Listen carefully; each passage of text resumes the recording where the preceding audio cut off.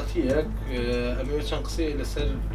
کەرتی تەندروستی بکەم هەرچەندە من مختەز نیم لەو بوارەیە بەڵام بە شێوەیەکی عام چەند لایەنێکی پێ باشە مەسەڵەن وەکوەوەی کە خزمەتی هاوڵاتیان ئەکرێ بێ بەرامبەر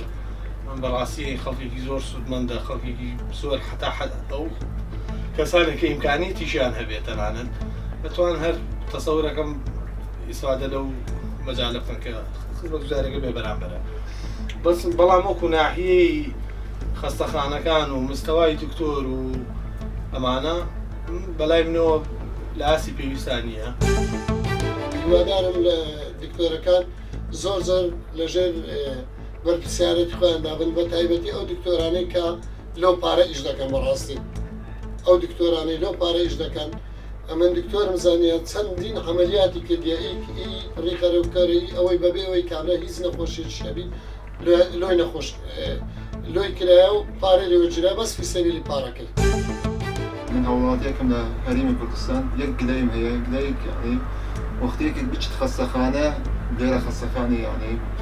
تو بچی هەندێک دەرمانێ هەندێک دەرمان هەموو دەرمان هەندێک جۆری دەرمان نییە لە دەرمانخانەی حکومی پێویستە لە دۆڕیەوە خەستەخانە بکرێت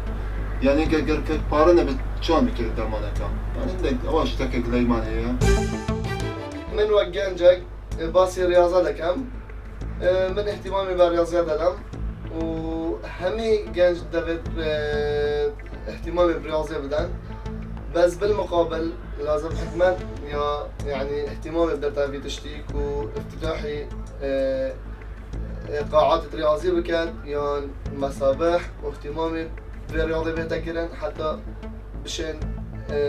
بعد دوام سيرفي رياضي